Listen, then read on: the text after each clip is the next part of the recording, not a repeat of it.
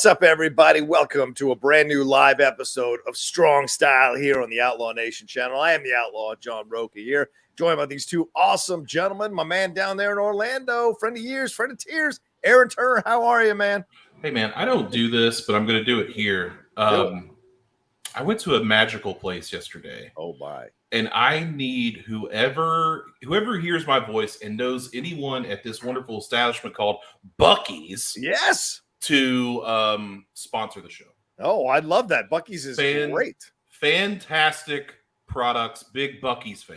Thank you. Look at that. All right, we'll put a call out. I mean, they can't have that many people clamoring for sponsorship from all the way on the West Coast. So we'll see, definitely.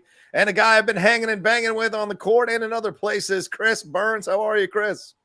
I'm good, man. Happy birthday to Bret the Hitman Hart. Of course, it would come after Canada Day. So I'm showing you some love today, Hitman. Let's do it. I'm going to be the excellence of execution on this here episode. He's the best there was, best there ever will be. Is that correct? Is that what he says? Best there is, was, ever will be. Yeah. At and least he's not people who were born today. At least for the people. Right. Anyway, we're going to get into so many things going on here in the world of professional wrestling. Hey, someone else celebrated a big milestone. That's John Cena, 20 years on Raw. We're going to talk about some of our favorite matches and moments. We're going to get into the fallout for Forbidden Door. We're going to talk about our predictions for Money in the Bank that is happening tonight, apparently. Money in the Bank on a Saturday night. What is happening with the WWE? And speaking of the WWE, they have signed a guy that was delivered a pretty good match at WrestleMania there. Logan Paul, he is signed in with the WWE. We'll talk about that. And a really uncomfortable story about Rocky Johnson, The Rock's father, and some children he has had out of wedlock and what have you. And Sports Illustrated doing a pretty exhaustive article investigating and talking with these people who are, in essence, The Rock's half brothers and sisters in this world. So we're going to talk about that as well. Plus, get to AEW Dynamite, Blood and Guts, of course. We're going to talk about that. Rampage, Raw, and SmackDown. So it's a stacked damn show. So thank you all so much for hanging out with us. And don't forget, Streamlabs SuperChats are open. Send in your support. Send in your love for all of us here on Strong Style. I'm gonna put it in the chat there. It's already on the screen for you, the Streamlabs address. All right, Aaron Turner, let's fucking go. All right, let's start with some Forbidden Door fallout. Let's read the results and we'll talk about it. So we had Chris Jericho, Sammy Guevara, and Minoru Suzuki defeating the team of Eddie Kingston, Wheeler Yuta, and Shota Umino. I'm sorry if I'm saying that wrong. FTR defeated Roppongi Vice and United Empire to win the NJPW Tag Team Championships, just adding to their illustrious gold that they have. PAC defeated Malachi Black, Miro, and Clark Connors to become the first AEW All-Atlantic Champion. Dudes with Attitudes defeated Chris and the Bullet Club. Thunder Rosa defeated Tony Storm to retain the AEW Women's Championship. Will Ospreay defeated Orange Cassidy to retain the NJPW United States Championship. Debuting, you heard it here first, Claudio Castagnoli defeated Zack Sabre Jr. Jay White defeated Adam Cole, Okada, and Hangman Page to retain the IWGP Heavyweight Championship. And Jon Moxley defeated Hiroshi Tanahashi to win the interim AEW Championship. That is Forbidden Door. What did you think? I tossed it to Chris first. Chris, what stood out for you? What kind of grabbed your attention here? What was the moments of the night for you? Talk about it. I mean, top to bottom, I thought it was a super entertaining show. I mean, I can gush all over this show. I'm going to actually start with some negatives. Okay. One thing I think that was definitely missing from the Forbidden Door was a through line. At least as much of a garbage fire that WWE, WCW invasion was, at least there was like a story. Yeah. You know what I mean? That was leading up to that thing. It was an ultimate goal. Yeah, exactly. This was, hey, we're doing a thing together. You want to watch it? And it was like, well, I mean, all right. You know what I'm saying? Sure, I'll watch it. But when it comes to like the IWGP title match, there wasn't this sort of intrigue. I guess, I mean, and granted, they were riddled by injuries, you know, and a lot of people couldn't participate. Naito couldn't participate. Freaking Takahashi.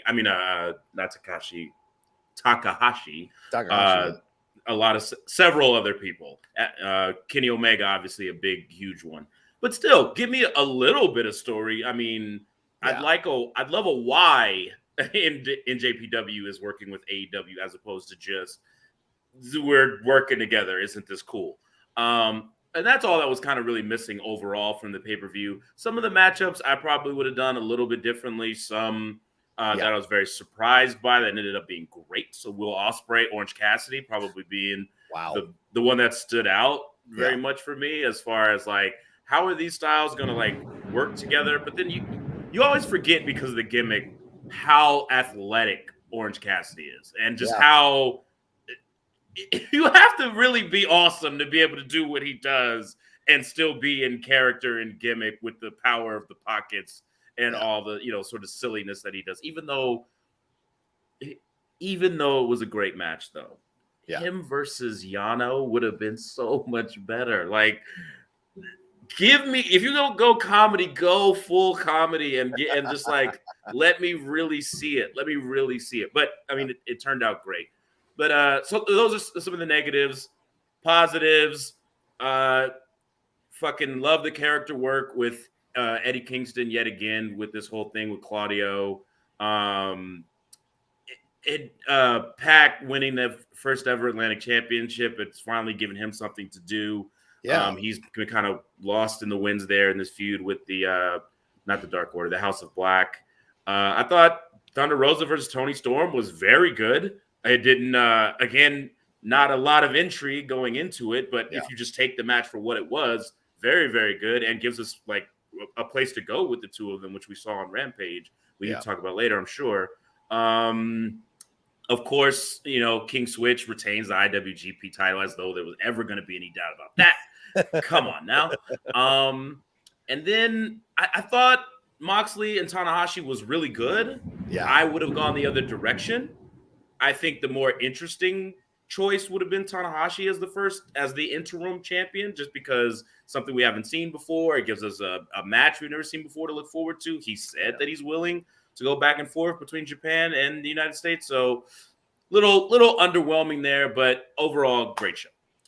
Yeah, I think overall great show. Considering, as you said earlier, Chris, all the stuff that was going on behind the scenes with the politics, with the injuries, having to book on the fly in essence. And we weren't getting the dream matchups. And I think you make a valid point here.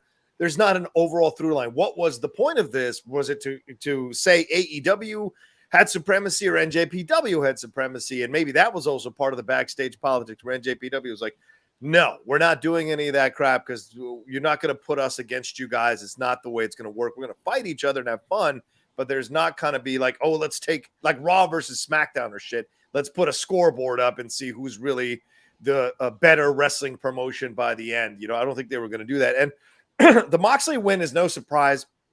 All of us, I think pretty much to a person predicted that. But yeah, it would have been interesting to go that route. But then again, I mean, it was AEW putting this on. Yes, NJPW was, of course, a part of it, but it was AEW putting this on. And it's the rare promotion that's going to let their guy lose the last match. So no surprise there. But it's what was the surprise, though, is that feels like the least talked about match coming out of Forbidden Door, which you don't want to have when that is essentially your interim champion winning that title. But the two things that stood out, obviously, the Ospreay Cassidy match, I've watched it twice now, and it's just incredible. And mostly because I haven't seen a lot of Will Ospreay, admittedly. Just the highlights I've seen on YouTube and things of that nature. And certainly Aaron's anger again. Whenever Aaron has an issue with a wrestler, I like to watch to see if I agree with Aaron or not, if I see the same things he does. And I think Ospreay, with Aaron's criticisms in my mind, kind of overperformed and was a little more, flowed a little more easier than I've seen him flow in the past. It didn't feel as technical, as staged, as choreographed as I've seen Ospreay's stuff in the past. I think that's because of Orange Cassidy. And right, you forget how good this guy actually is because of the kicking on the shins and the touching and all of that kind of stuff. He actually can deliver. I mean, it is not easy to deliver some of those moves with hands in your pockets. That double drop kick with hands in your pockets could go real wrong on your shoulders if you land wrong. So there's a lot of things that he did here that I thought were incredible. And they surprisingly had fantastic chemistry. And Shibata coming in at the end, for fuck's sake, man. This guy had a subdural hematoma? He is coming back from a subdural hematoma. And he came into this thing and people lost their shit. People lost their shit. And he delivered a hell of a pump kick. And then Cassidy putting the sunglasses on him was really awesome as well. And Claudio coming in, I did not expect a pop like that. I mean, you can forget that Cesaro is loved by the marks in wrestling, by the fans of wrestling, but like the overall general populace probably doesn't know or marks out for Cesaro as hard as they would for like Cena or The Rock or Stone Cold or even Rollins and Reigns. But the pop he got was incredible, man, and then delivered a really damn good match. And I agree with you because Pac is a shock and a half. I did not expect that to happen. I had Miro on the board in marker that you can't erase because I thought for sure he would win this thing with the comeback. But Pac took care of business. So, and you're never going to make me a Kingston fan. So I can't say much about that. And yeah, great CJ White winning that match. And that was a good damn match. But I mean, where are we going with Hangman Page? And we're going to talk about that a little bit later, especially after what happened at Blood and Guts. Like, what is happening here? I'm really starting to wonder if this is the Punjabi war, if this is a situation there where he's going to start regressing all the way back down to being a mid-carder now, and it was a fantasy that he was a heavyweight champion. So, Aaron, what did you think about this? What stood out to you? What do you want to talk about? I'm going to quote Vinnie Jones from Euro Trip. Okay. When he says, "Pretty good, pretty damn good, pretty damn good, lads." Yeah, man. Like, it's one of those things that with all the injuries and stuff, you're like, this show's doomed. Yeah, it's doomed to death. So your expectations are lowered a little bit, much like last night when I went to see Elvis. I was like, I don't want to see this movie, but my father-in-law wanted to see it, so we went. I thought it was awesome. So in Forbidden Door, it surprised me. I thought it was really quite good. Pacing is the thing I like about AEW shows. It's like they don't dick around. It's just like match and maybe a second, then another match and another match and another match.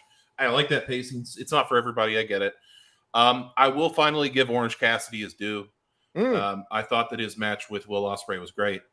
And I will give Claudio his flowers.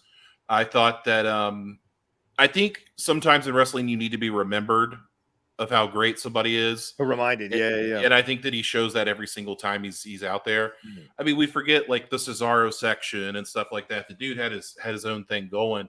Yeah. And I was looking back at some stuff, and it's like the bar. The right. bar was so good. Him and Sheamus, yeah. Yeah, man. That like revitalized Sheamus's career for a little bit. Yeah, they don't set the bar, they are the bar. So good, dude. Like I remember, Cesaro winning the Andre the Giant Memorial Battle Royal, and I was like, all right, we're off to the races. Cesaro world champion.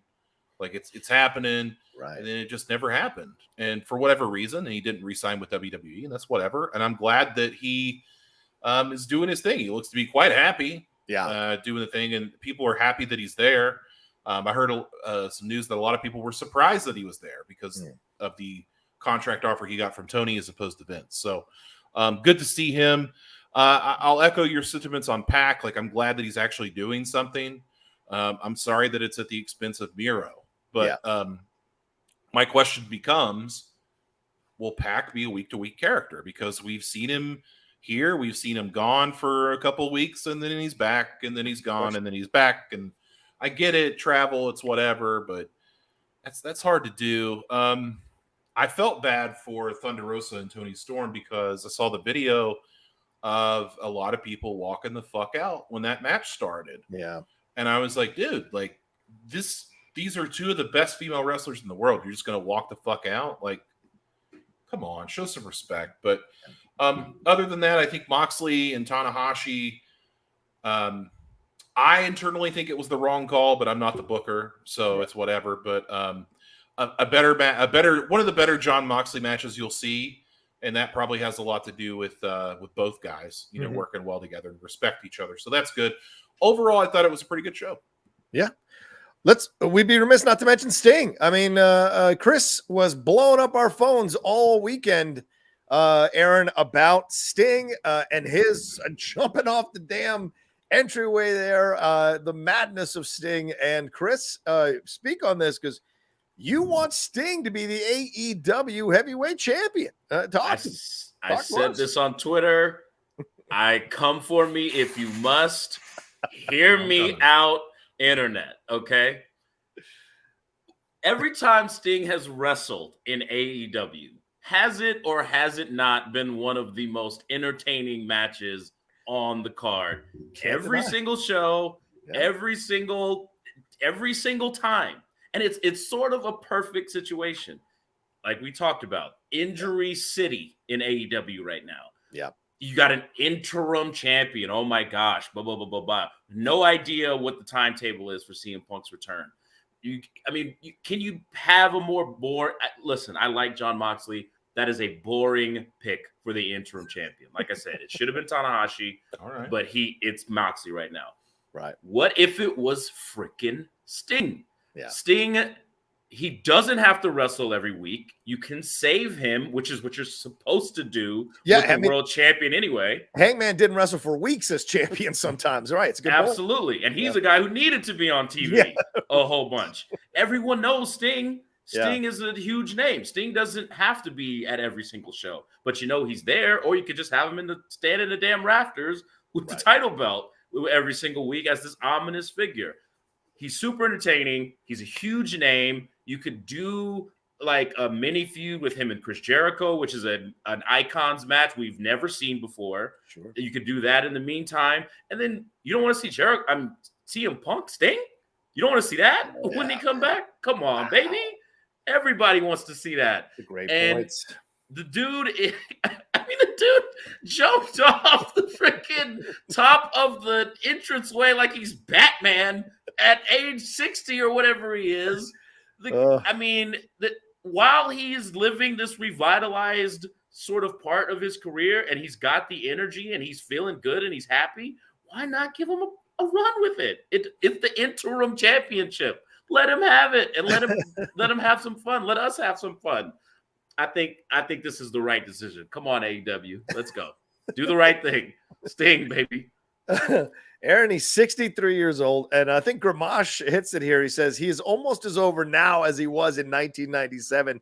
And we're seeing, and I'm going to connect this to a number of things, Aaron, and I want to get your thoughts on this because we've got Jeff Bridges kicking ass in the old band. If you're not watching that show, you need to. We just saw Tom Cruise cross $1 billion for the first time in his career with Top Gun Maverick. Sylvester Stallone is coming with the Tulsa King. All these older actors, older people we loved in the 80s and 90s are now being revitalized in our content. And this is the second highest demographic right now in terms of viewership in theaters and TV is the 60 to 74 year olds. It's the highest number now of people, or 50 to 64 years rather, who are watching this content. Sting fits in that category. So would it be a mistake to somehow find a way to give Sting the interim championship so he is the title holder, not Moxley when Punk comes back? I don't know how you did it, but you convinced me. I'm here to tell you, I've already envisioned a scenario where this could work. Okay. The Blackpool Combat Club, because Moxley's a champion, right? So yes, the Blackpool Combat Club. First, wait, hold on. I got to address this first. As over as he was in 97, you're high.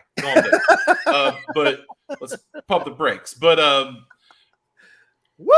everybody sees Sting like in the entranceway, and they're all going to jump him, and the snow's falling and stuff. They're all looking for Sting, and where does he come from? The motherfucking rafters. Here comes Sting, just like in 97. I don't know if they'll do that, but just like in 97, and he's pointing the bat. He points the bat at John Moxley. Oh, that's mine. That's mine. Yeah. And then here we go, Sting. And then for the next pay-per-view, Sting versus Goldberg. Bring him in, baby. WCW. Let's do it. Whoa. Let's do it. And then after that, Hulkster. Come on. Hulkster. Now you're being sarcastic. No, but I mean, it really could work. Like there would be a lot of dominoes Yeah. A couple more dominoes that would have to fall, but I mean, you're pretty damn close to that's not really even an option for you, that it's going to have to be done. Like, imagine, and I hope this doesn't happen, but like, what if Moxley gets hurt? Like, who's your next in line? Yeah. Sting. The answer is Sting.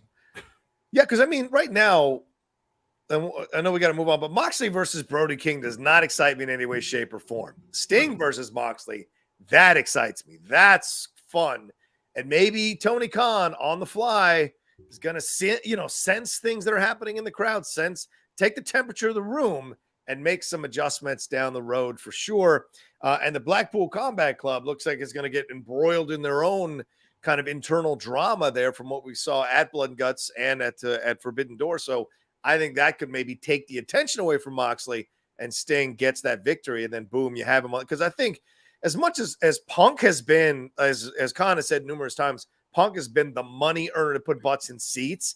Sting is still the man, the icon. And if you put the title on him, the place could explode. And it's not like you're giving it to a barely moving around Ric Flair or Hogan when he beat Triple H, which I love, by the way. I love that Hogan won it, but they had to work hard to make it look like he could beat Triple H. Sting can still do it at 63 years old. And ironically, that injury from Rollins might have been the greatest thing to happen to Sting in the second half of his career, the twilight of his career, because all that time off gave him time to kind of re-savor things, re-energize himself, heal, take it, and understand things. And we've seen great players adjust their game as they get older in all other sports. So why not here to have the same thing with Sting? So it could be fascinating, man. It's a great proposal for sure. Let's see. We got Roberto Arsenal saying Blood and Guts and Max's male models, two things in the opposite sides of the wrestling spectrum. And I loved both of these segments. I want to get swung like Jericho on the top of a cage. That seems like so much fun. Roberto, you're out of your fucking mind. You throw up. Out of your fucking mind, man. Comments on these, gentlemen? Comments on these? I mean, the first sentence is exactly right. Like those, dude, you have Eli Drake, one of the best talkers in the fucking business. Yeah. Who looks like $1 million and is an old school type of guy that I figured Vince would like shit himself over. Like, oh my God, pal. Like, he looks great. He can wrestle. He can talk. He can do it all. And he's a fucking flunky. And it's like, Jesus Christ, what a waste. Yeah. Chris, thoughts? Oh, a big time waste. I mean, especially when the reveal is Mason Mansoor. I was just like, and look, that's my kind of cheese. Taking a name and turning Mason to Massey, you know what I mean? And like that's my kind of humor. But those dudes are charisma vacuums. I'm gonna give them a chance. They just debuted as these characters. We'll see how it goes. But the guy who's the money is now just the mouthpiece, and that's just absurd. That's utterly absurd. As far as this cage swing, that was the scariest spot I've ever seen in all of wrestling. Yeah. I mean that. Mankind falling from the cage, the fucking mass transit incident, New Jack, all the things that were terrifying. You are being swung blindly on top of a cage. No idea if he slips, if he falls, if he lets you go. You're gone. Jericho, you are gone. Yeah. Don't ever do that again. Please, God. Oh, my God. Yeah, Breezango has more charisma than the fucking Max's guys, for sure. Let's see. Orlando Orrego says, I think Sting and Darby are getting set up to face the Bucks for the tag titles. Probably. But I don't know. I think you should take our advice, Tony. If you're watching and you've been on the show, if by chance you're watching this at 4 a.m., for God's sakes, make Sting the champion and see what happens. All right, let's keep moving on here. No super chats have come in. Oh, no Streamlabs have come in. Send them in, ladies and gentlemen. It's tagged there on the screen. It's also in the chat. Send in your support. What were you gonna say, Aaron? You missed the first super chat. Oh, did I? Was there another one? Yeah. I hit the two. Oh, sorry about that. Black Cinema Critic in here saying, I'm watching UFC 276 tonight, not wasting my time on Money in the Bank. AEW's on fire right now. I still wish that could have been a woman's Rumble opportunity at Blood and Guts. That's fair, but I don't know. I think they would have set themselves up for a lot of criticism with their female roster if they had done that. It's not there yet to do a Blood and Guts. There's not storylines involved just yet. it still seems like it almost feels like a bunch of separate colonies that haven't come together as a nation yet. They're all kind of doing their own thing in separate sections of AEW, and it doesn't feel like a cohesive women's division just yet. So I think Blood and Guts would have heaped more criticism as opposed to more of a spotlight on them. And I don't think they wanted to do that, is my idea of why they didn't do that. Guys, what do you think? I totally agree. I think that you don't want to become WWE where we have Hell in a Cell just because it's time for the pay-per-view. Right. You know, the Blood and Guts, there was a reason why all those people were in that cage. And that's what those matches should be for. Right. Having the women go at it in a cage is just for the hell of it. It would have had that same underwhelming feeling as why there was no story at Forbidden Door. Right. That, you know, and there's just really no reason to do it. None at all. Yeah, if you had built up a goodies versus the baddies, then maybe you could make something, but that hasn't been built up at all. So why do it, right? I thought that's where they were going in Vegas when they had all those people come out and get face to face with Cargill, but you know, just didn't happen. Yeah, it needs to be a big issue. Like that's why Hell in a Cell is watered down, right? Because now it's a pay-per-view, and it's like, well, we're gonna have this Hell in a Cell match between these two people, and it's like, but fucking why? Like, Mankind and the Undertaker had a fucking issue. Like, come on, right? Yeah, you don't want to just have Blood and Guts for the hell of having Blood and Guts, and we'll talk more about Blood and Guts and why it's okay later on. And for the record, Israel Adesanya tonight. Fuck yeah, I'm gonna watch that too. That matchup. Someone could die. I don't want to say someone's going to die, but like those two guys are insane, man. It's just going to be a hell of a match tonight. All right, what do you got there, Aaron? What's next? We are moving on to this Sports Illustrated article written by Greg Oliver, which chronicles which DNA says 5 strangers that were all fathered by the same wrestler, and that is Rocky Johnson, the father of Dwayne "The Rock" Johnson, of course. And it chronicles some of the stories of these folks and their problems with it. One of the siblings said that she had problems with her self-esteem, and she called him a couple times to try to get in contact, and he would just hang up the phone. And she never got to know him, and that's a big hole in her life. Now, I don't know why we're picking on Rocky Johnson here, because it's not. There is no way in hell. That this is like an isolated incident, like this never happened or something like that. Like I feel like this has happened quite a bit, but I just think it's interesting. Like maybe they probably saw that it was that it's The Rock's dad. They're like, well, we can get some clicks off of this. So that's probably got a lot to do with it. But you know, it's not uncommon for wrestlers to do this. Like rock stars do it. Like it's not uncommon. Like I said, I just saw Elvis last night. Like Elvis had a girl, and let's say like a girl in every port, like that. A girl in the side door every night. That's how it worked. And it was kind of like a don't ask, don't tell with the wrestlers and their wives. Like I like to think it's different now, but I don't know because I'm not in that world. But it's not an isolated thing. And I just feel like they did this to Rocky because of The Rock. And I'm not saying it doesn't need to be done, because obviously it caused psychological issues with some of these folks. And they have unresolved issues with their father not wanting to be a part of their life. But I don't know. It kind of feels like a hit piece. That's what it felt like to me. So you'll have to tell me what you guys thought. Well, I mean, it's on Sports Illustrated, so it's going to get eyes. Mm-hmm. You're The Rock. It's going to get eyes. You know, this is the other side of celebrity that really kind of sucks. And that once you achieve a certain level of fame, people are going to go through every single part of your life and explore it and investigate it. If you're even tangentially connected to it, it has a possibility of being explored and looked at and investigated, which is why people hesitate becoming famous. Although people pursue it, it can lead to these kinds of situations here where they're kind of exploring this about your dad. But here's the thing. They were very clear that they don't want a dime from The Rock, from Dwayne Johnson. It's just about telling their story. There's a documentary they're doing with everybody involved. And I think Rocky's brother rather, comes out looking really well here, Ricky Johnson. And maybe that'll open up some people investigating Ricky Johnson's life, but he certainly comes off as a great uncle here, stepping up and putting and getting them all together. Like in a way, he's their connective tissue to a father who passed away in 2019.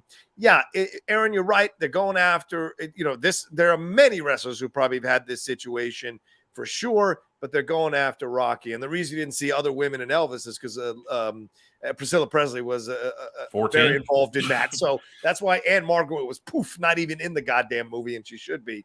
But yeah, those kinds of things. And so you're seeing this, and this is what happens, unfortunately. And, we're not going to get another Dark Side of the Ring season. This absolutely would have been a part of a Dark Side of the Ring season for sure. But I also thought there were some real honest quotes, really honest feelings here that were expressed by a lot of people here. And I think if nothing else, it kind of opens the door for other people who've maybe been in the same situation without a celebrity being involved or someone that was well known across the world to feel a connective tissue, being like, yeah, it happens to even people who have these high profile fathers who are kind of absent from their lives. I feel that too with a father who wasn't that famous. So in a way, maybe there's a little bit of healing here for these people and for maybe people who are reading this. And The Rock, to his credit, has never been shy, even on the young Rock, of showing the issues he had with his father and his father's treatment of his mom. So it's not like Dwayne has presented this glorified picture of Rocky Johnson, even had issues with Rocky Johnson's biography. So, Chris, what are your thoughts on all this? I got two things to say. Yeah. One, we knew why they called him The Rock. Now we know why they called him Johnson. He going from town to town, make road life. And then number two, we're about to get a whole lot more members of the bloodline. This faction growing in a way that all jokes aside, we the 1s, 2s, 3s, 4s, and 5s, brother. You know what I'm saying? Oh Lord. That shirt's gonna wrap around the giant shirt. It's a blanket at this point. Oh boy. Listen, man, I had a complicated relationship. My father, my grandfather did some old black man shit and had a whole nother family on the side. Oof. It's an unfortunate thing that happens in a family unit. And, there's, to Aaron's point, there's a legacy of this kind of thing with people who go out on the road and make the towns, et cetera, et cetera. My heart goes out to the family that does fill that void, by not having that sort of father figure in their lives. It's just, what can you say? But other than it's just very unfortunate and very unfortunate that it was so common in those days. And hopefully, to your point, John, The Rock has been very, like you said, honest and very forthcoming about where he comes from. And it would be nice of him to sort of try to bridge that gap if that's something that he's interested in. Yeah, and I think this is going to be an interesting position because, Aaron, the guy's a world famous celebrity. It's probably nothing for him to give them each, $5-10 million to help them out in their lives or whatever, and maybe make up for a little bit of the pain here. But they're not asking for that. And I don't know if him showing up at a family get together, because that picture, when you guys go look at the article, if you haven't looked at the article, a lot of them look like The Rock and Rocky Johnson. It's fucking kind of insane. And there's no deniability. They all did DNA tests and it all came back in this with a positive for Rocky Johnson being their dad. So it could be something for The Rock to have a behind the scenes get together, bringing them all to the house, sitting down with them, trading stories. There might be even a little bit of healing for Dwayne Johnson, hearing some stories from other people who were kids and what they went through, and maybe sensing some kinship, because The Rock hasn't been shy about talking about the mental health stuff he went through too, when things were falling apart for him after the football career didn't work out. It was, that mattress, $7, that whole nine.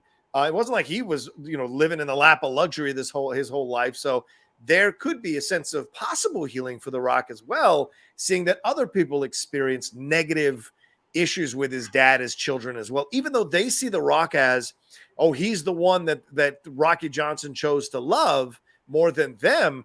They could also realize for themselves, those people, like, being the source of his love wasn't necessarily the greatest experience either. So there could be a lot of healing all around for this if they were to get together, if The Rock was somehow able to broker something here with those kids. I think J-Dog has it right. He said this happened to Apollo Crews as well. Or Apollo Creed, sorry. Shout out to J-Dog. Adonis Creed. Nice. And also, like, I kind of have to wonder, speaking of Michael B. Jordan, like, I kind of wonder if, like, one of these new siblings of The Rock is going to, like, come kick his ass and then just leave him in a gutter and say, "Is this your king?" Like, oh my God! I feel Jesus. like this is what's going to happen. So watch out, Black Adam. That's all I got to say. Jesus. All right, we got 75 of you watching, or 85 of you watching this right now, but only 19 likes. What the fuck are you doing? Move that cursor over there, hit that thumbs up button, give us a like, please. And I want to throw some comments in here real quick before we move on from the story. Clarissa saying, my dad popped up once to give me a gift when I was in elementary school, and then I literally didn't see him again until we crossed paths when I was taking my son to a doctor's appointment. That's some rough stuff. For sure. Chris Taylor saying Johnson was throwing his pebbles all around this great country. Clarissa also saying he was a Rolling Stone, which is a great Temptation song. Yeah, exactly. Whose dad hasn't tipped out. Hello. Okay, well, there you go. All right, well, it's a tough crowd. I respect our crowd for sure. And Zoom saying The Rock had already covered his dad's infidelity on his show. Exactly. Yeah, The Rock has been very clear about that. They've had a complicated relationship. And so, to his credit, and a lot of sons might not want to do that, to Dwayne Johnson's credit, he has put that on the show. And I think that's one of the good elements of the show for sure. All right, let's move on to our next story. I don't see any Streamlabs. Sorry. Justin Toner chimed in. He said, hey, guys, I had fun with the Forbidden Door pay-per-view. Fun show. Man, the injury bug struck again with Adam Cole and Santana.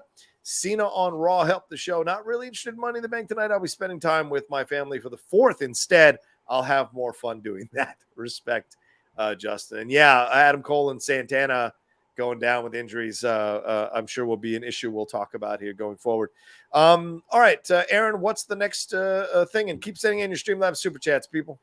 Our good friend and mutual, I don't know what I'm even talking about, social media influencer and WrestleMania competitor, Logan Paul, has signed a WWE contract, according to ESPN. The picture was out there with both acting CEO Stephanie McMahon and Triple H.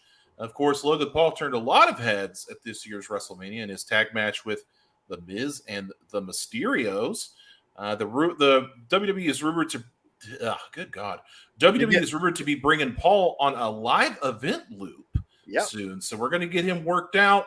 The deal is thought to be just for larger events. You know, they're bringing him for the live loop to get the rust off a little bit. So what do you think about Logan Paul signing a WWE contract? Chris? Bravo, WWE. Good move. Dude, we've talked about it. A lot of, especially in recent years, a lot of these guys who come in as fans that are natural entertainers have understood what their job is better than some of the people that are contracted wrestlers. Look at what Bad Bunny did. Bad Bunny, not a lifelong fan, not an athlete by any stretch of the imagination, comes in, knows exactly what he's there to do, and executes it so well. Gets all the fan support, looks like the underdog, hits the moves right when he's supposed to, sells when he's supposed to, plays to the crowd when he's supposed to. They just get it because they're wrestling fans. You know what I mean? Yeah. And I think that's the disconnect a lot of times with Ronda Rousey. She was never, she says she was a WWE fan. I get that she was close to Piper, but it's like, it doesn't seem like you have a natural instinct for this necessarily. In the ring, sure, but as when it comes to being a character and like doing your whole thing, not so much. But, and I think that's a lot of the problems that people say about like the writing staff, even in WWE. It's not a bunch of wrestling fans. It's a bunch of TV writers and people that Vince is enamored with because they wrote some movie or wrote some TV show or whatever. And it's like, because I'm not in the wrestling business. I'm in the entertainment business. That's his whole thing. But people who are into wrestling and get it, they provide the best results. And that is a Logan Paul. He came in. Or look at Pat McAfee, same thing, same exact thing. Yeah. Every time he's in a program, I don't know how this whole issue started with Baron Corbin, where he just got on the table and started a feud, but whatever. He's great. Logan's great. Knew his role, knew how to get the heat, Who would have guessed he was going to start pulling out Eddie Guerrero moves in Dallas? You know what I'm saying? Just because he knew that was a nuance that would get that crowd more pissed, and those are the things that you look for in someone who can really be great in pro wrestling, and Logan can be great. Yeah, well, I mean, when people talk about social media influencers, it's a real easy thing to just bash them and whatever. And you know, a lot of it comes from jealousy, because people, if they had those instincts and were smart with those instincts, would love to be making the money that these people are making. And, you know, sometimes there's valid criticisms. Certainly the stuff, the racism stuff that was involved with the Paul family and all that kind of nonsense that they did years ago certainly was an issue. But Logan, you know, and Jake in the boxing side of things, they have found a way to parlay their natural instincts to needle viewers, needle watchers at certain times in order to get people to watch. You know, Stern, people hate listened to Stern. People hate watch certain things, and the Kardashians, people hate watch other things. This is how it works. And if you can find a way to figure out how to walk the line where you get enough people to support you, and then from the other side, get enough people to hate you and still watch your stuff. We're going to talk about Cena in a little bit. That's how you become famous and become the things that you become. So, and delivering. I think that's the number one thing. You can goad all you want, but if you don't deliver when the camera is on, people are not going to watch anymore. So Logan Paul doing his thing here as well as he did. You're right to point this out, Chris. His knowledge of bringing us, and who knows if that was his idea or one of the Booker's ideas to, like, hey, maybe work on some of these moves. That'd be another way to kind of get you over. Either way, he delivered on camera, and you get this picture here, which is perfect, right? You've got Triple H here. You got Stephanie. Is this a signing, approved by Vince? Is this their kind of thing? Because she's she's an interim CEO, so to speak. Was this in the works for a while? I don't know. Vince was at Raw introducing Cena. So how involved is he here with creative? Obviously. So there's a lot here to kind of look through, but you're absolutely right to bring up Pat McAfee. That's the connective thing. Vince has always been about bringing people in from the outside who are not necessarily fans, because he likes to have that attention. Lesnar, Rousey, this is McAfee, and now Logan Paul. It makes sense. Plus, it appeals to that demographic that WWE is desperately always trying to hold on to every generation, that younger demographic. So it's smart on a lot of levels here by the WWE. And if he was a shitty performer in the ring, I think we'd be singing a different tune. But the fact that he brought it at WrestleMania gets you even more excited, and that he's willing to be doing some probably house shows or Raws and SmackDowns. He's not just going to be flying in and flying out. He's going to have extended time. I think that's a positive as well to build up. And look, The Miz is the perfect guy to put him with, who once again did the same thing from real world jumping into the WWE. Aaron, thoughts? You know, I hear the chat. Like, I hear what you're saying. Like, you know, he did film the video in the forest, and yes, I'm not going to sugarcoat that. That is terrible, awful human being. Yeah. And among other things that you mentioned as well, and the crypto stuff that people were talking about in the chat. I get it. I do. I'm not a fan of the Pauls. I watched them on Vine. I thought they were pretty funny, but that was years ago. So yeah, that's definitely there. But on the other hand, you have to, if you're WWE, you're an entertainment company, you have to make this move if you can, because you see these people, like you said, McAfee and Bad Bunny, and they seem to bring in celebrities at the right time. When they brought in Tyson in Austin, holy shit, it was the right time for Mike Tyson. And then, they brought in Floyd Mayweather. It was the right time to bring these people in. And they just seem to do it. I feel like, and I don't mean to bash AEW, I'm not trying to, but it's they bring in Tyson and Shaq, and it's gray beard Tyson and Shaq that can't really move. And it's I don't know about that. But they did bring in Paige Van Zandt, who's kind of celebrity, but she can also fight. So it's, whatever. But, it's something like that. And to again make another Elvis reference from the movie, when Colonel was showing him the merchandise, and he showed him that button that said, "I hate Elvis." Yeah. And he's like, "Why would we sell buttons that say I hate Elvis?" And he's like, "If they're gonna hate you, make them pay for it." Yeah. So there you go, right there, man. There you go. Nobody hates you for free. So It's about, this is the entertainment business. Like, Yeah. WWE is not in the wrestling business. So I need everybody to take a breath in the chat and think about that for a second. Everybody that listens to this. Yeah. WWE is in the entertainment business. They're not in the wrestling business anymore. It's Hollywood. That's what they're there for. Yeah. And I know that's hard to accept. It's hard for me to accept too, but that is a fact of life. So a guy like Logan Paul that moves the pop culture needle is a good signing for them. And the fact that he's good in the ring is just a bonus. Yeah. And don't forget, look, the WWE has a history of immoral or questionably moral things. So looking for morality in the WWE is a tough thing. And I think sometimes their heart's in the right place with those bully campaigns and all those kinds of things. And then and at the same token, John Cena, who's done all these Make-A-Wish stuff, he's also kind of made some homophobic cracks in promos in the past as well. The Rock, who everybody loves, has made some homophobic cracks. So you can go through these things and break them all down. But if you're looking for 100% morality in the WWE, you're never going to find it. You're just never going to find it.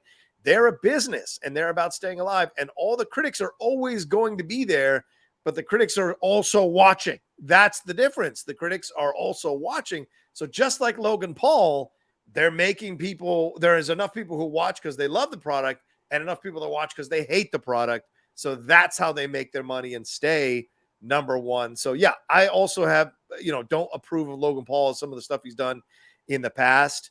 And for all you Agents of S.H.I.E.L.D. fans, he dated Chloe Bennett for quite some time. So, I mean, that's an Asian woman or Asian heritage woman, and yet he's filming a guy. So there's a lot of confusing things with this guy. But in the end, WWE liked the reaction people had to him, the reaction online. They took the temperature of the room and signed this guy. And I guarantee you, he's going to get a huge pop when he comes out because he's a face now because of Miz turning on him. So this is going to be a very interesting thing as it goes along. And some people might get won over like I was won over after McAfee's match. It can happen. It can happen. So, sorry, that was Jake Paul that dated, but either way, just connective tissue there. Sorry about that. Orlando Rego says, let's hope Logan Paul wants to work live events because he will need it for his cardio reps. That's right. That's true. It's a good point. He's been at the PC, I heard. Yeah. So he's been getting reps there. Also, the guy's an athlete. Like, yeah, make no mistake about it. You know what I mean? Yeah, both of them. I mean, and look what they both did for boxing. Like, say what you want. Every time there's a Paul fight, the numbers go through the roof. Say what you want. It is just what it is. I mean, he fought Mayweather. Which one fought Mayweather? Was that Logan or Jake? It was Jake, yeah. And they made money. He carried him for all those. They made money, man. That's what matters. They made money. All right, let's move on to our next thing here, Aaron. I don't see any Streamlabs and Super Chats. Keep sending them in, ladies and gentlemen. We got a few more minutes left in the show. Send in your Streamlabs and Super Chats as we go along. Plus, there's over 90 of you watching right now. Hit that like button, please. We're gonna talk about Monday Night Raw in a second. Before we get there, 20 years ago, a man named John Cena burst on the scene in WWE. You can't see him. Hustle, loyalty, respect. The doctor of thugonomics, you name it, 16-time world champion, the man, the myth, the legend, Hall of Famer, 2-time, I don't know. There's a lot of accolades, a lot of shit. So 20 years of John Cena was celebrated this week. Unfortunate bald spot, but people get older. And what? Why are you taking this shot? What? It was there. It was there. Cover it up. But Hogan would have covered it up. But so 20 years of John Cena. What are some great John Cena moments? I think that's what we need to talk about here, not his bald spot. So let me start here. Like, when I think of John Cena, I think of a couple things. I think of that the FU, or the attitude adjustment, that he did to both Big Show and Edge at the same time at WrestleMania, because that was fucking tremendous. I remember him coming back at the Royal Rumble at a time when we all know everything about wrestling, and this motherfucker just sneaks under the radar and returns to the Royal Rumble and wins it and does all that kind of good stuff. And I love the doctor of thugonomics when he was a heel and he was just tearing people apart on the microphone. There is a video of a very early WWE John Cena where he rap battles a fan at like a convention or something, and it is tremendous. You have to watch it. Not safe for work, but it's very good, very good. And yeah, man, 16-time world champion, well deserved. Took me a long time to turn around on Big Match John, but I'm here. I think he honestly is not only a top 5 wrestler of all time, I will say that. He is on the Mount Rushmore. I think that he is the generational talent, the likes of, in the same vein, like you can only do like a something once, right? You can only be the innovator once. There can only be one Hulk Hogan. So like you have guys like Bruno, have guys like Flair and Hogan and Austin and The Rock, and then you have John Cena as well. Like he's in that group of guys that are just generational and timeless. Every time somebody sees John Cena, somebody's going to get it. Somebody's going to perk up. You know, like I have John Cena merchandise. My nephew, who's half my age, has John Cena merchandise. So it's all across the map. You can't see him. John Cena's the man. Got much love for John Cena. Yeah, I mean, I am in Aaron's camp in terms of like, I was not a big John Cena person. To me, he felt like those dudes I knew in high school and college who were just, roided out idiots thinking they were cool, white dudes thinking they were black. There was a lot of things that I didn't like about Cena initially. I thought the Kurt Angle thing was fun, but I never thought twice about that guy afterwards, right? I thought it was a fun little, sure. I remember watching that live back in Florida State, and I didn't think twice about it. But what he was, and when he came out, the Thugonomics, all this, oh, great, the white guy raps to take advantage of Eminem stuff. Okay, got it. It never really clicked with me. And then the jorts and all of that. But I have to say, post WWE, Cena is what won me over back to reappreciate this guy. And certainly that 9-minute promo he delivered at Raw, well, I don't know how much of it's scripted. I don't know how much is off the cuff. It was fantastic. It was honest. It was brilliant. He spoke to his critics. He made fun of himself. Self-deprecation is such a key thing in life as a performer. It's really essential. And I think it was beautiful, the stuff he said. Plus the Make-A-Wish stuff. When you really explore how much he does for the kids, how much he does for the fans, brother, it's incredible how much Cena has given of himself to this situation, and then putting himself through the Total Divas with the Bellas, God love him, all that kind of stuff, willing to expose himself.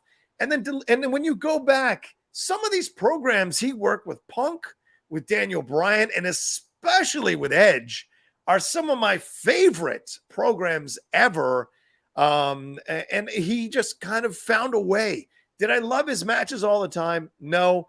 But he was involved with so many great moments. I think of the Mark Henry retirement. I mean, how many guys would put themselves, top of the line guys of the company, face of the company, would put themselves in a position to get fooled by a guy's retirement speech? And he did it. He always put other people over.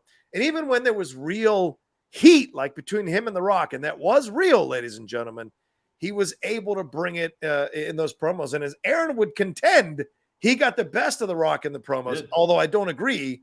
He got the best of The Rock in the promos. There are people who feel this way. Plus, that motherfucker pushed merch like nobody's business. Still doing it. Still doing it, right? I was online this morning looking for a Hustle, Loyalty, and Respect shirt because I love the AWA one that he did, that homage to that one. That's my favorite one, and I'm trying to find it somewhere that's not on Etsy. But yeah, I mean, there's so much to talk about with him. But 20 years, fuck, I can't believe it's been 20 years. It's kind of crazy. And he said he's not coming back for just one more match. When he comes back, it's going to be for an extended period of time. And he was honest. He said, I don't know when that's going to be, but it'll be for an extended period of time. Chris, what are your thoughts when you think about John Cena, 20 years of John Cena and that promo on Raw the other night? Ooh-wee. For the fans of previous podcasts that I've been on, you know how long I've been touting this trumpet for John Cena. I missed a whole lot of early John Cena. I wasn't really watching wrestling at the time.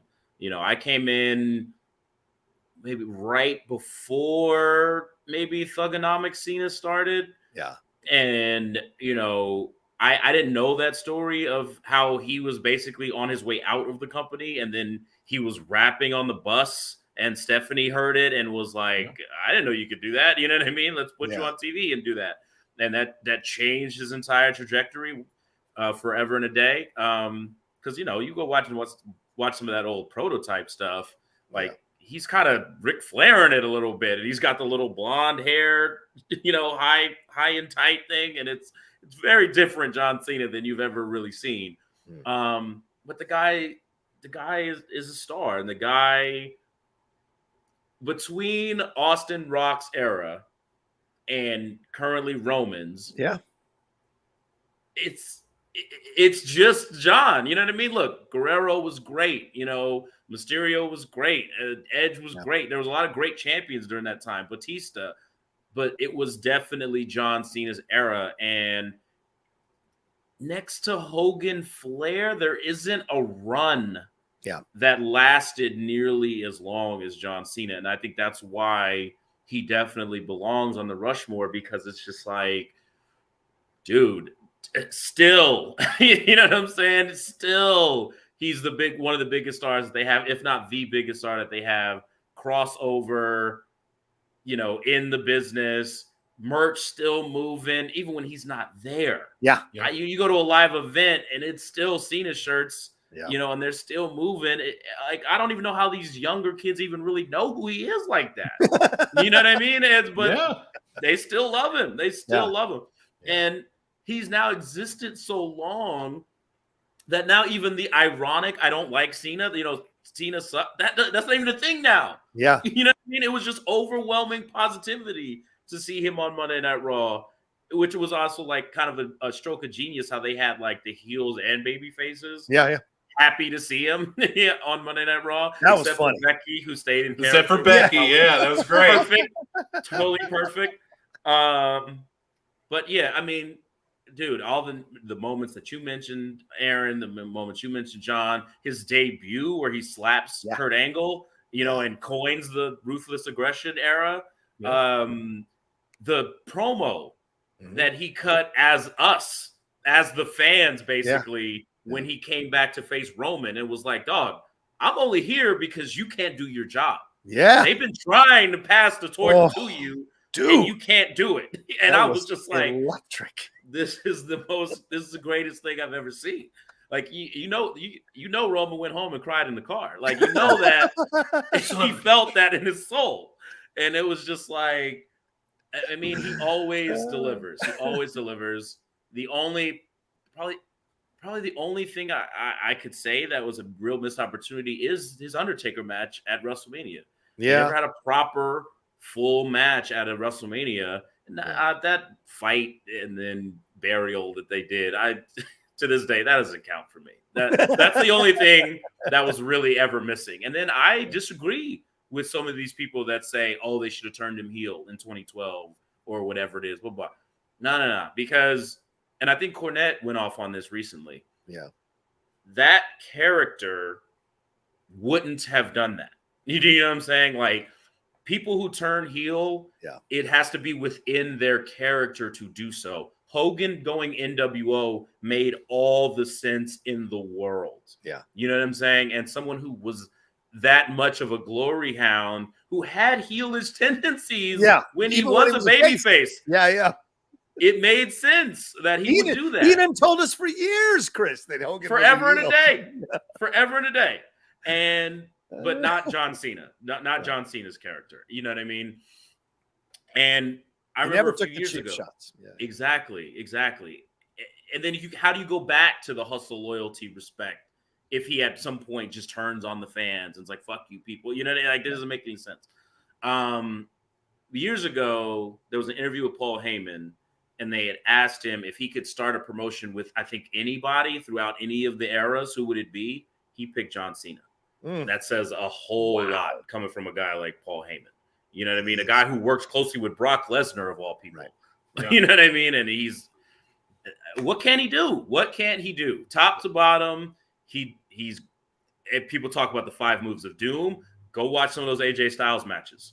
You know what I'm saying? Go watch his Kurt Angle match. Go watch his Shawn Michaels match. Like, the dude can go. Yeah. The promos, no question. Does he sell merch? Without question. Has he a crossover star? He's seen Peacemaker. You know what I'm saying? Like the dude is phenomenal. He's one of the greatest of all time, without question anymore. You know, And go ahead. Go ahead. No, sorry. Go ahead, Aaron. The commitment.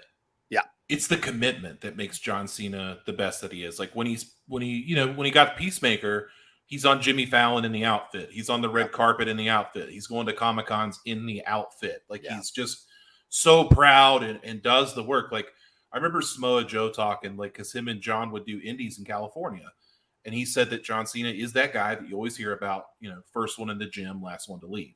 Yeah. And he had a lot of respect for John Cena. And CM Punk respected the hell out of John Cena. And Bryan Danielson respected the hell out of John Cena. These guys that do it all. For what it's worth, Hogan, Flair, Shawn Michaels, Triple H, they all respect John Cena. And it's that commitment that does it for him. And I think something else that we didn't mention is that John Cena's a fucking regular guy too. John Cena lives in the same town as my sister. It's a small town outside of Tampa called Land O'Lakes, where John Cena lives. Don't go fucking harass him. But he is known in the local area to just go to a fucking local dive and just hang out and just have drinks at the bar. Right. Like a fucking regular dude. Like it doesn't go to his head at all. You'll see him driving down the road in one of his 50 cars. Like that's, oh, there's John. Like it doesn't matter. He's just a fucking dude. And that's what's cool about him. And we didn't mention this, and Chris, I know you're going to be with me on this. ECW One Night Stand, against Rob Van Dam. He was willing to put himself in that position. Oh my god! Yeah, the heat. Yeah, him throwing the shirt in the crowd, then throwing it back. I think 3 times. Yeah, like oh my god! If Cena wins, we riot. Like one of the craziest, most hostile crowds you'll ever see. Just. Dude, that's insane. And I'm having the same feelings about John Cena now that I'm having about Randy Orton, because Randy Orton's there too, right? Like for a long time, we didn't know what we were going to get with Randy. Like we didn't know how it was going to shake out with him, but he's doing great now. And I would say he's an all-timer as well. And it's funny because I remember Cornette saying when you were talking about that OVW class where it was Cena, Batista, Orton, Brock Lesnar, Shelton Benjamin, that he thought the biggest star that was going to come out of there was Shelton Benjamin. And he thought that John Cena was like, 4th or 5th, which is fucking crazy when you think about how those careers have gone. So just a testament to how great John Cena is and what a great dude.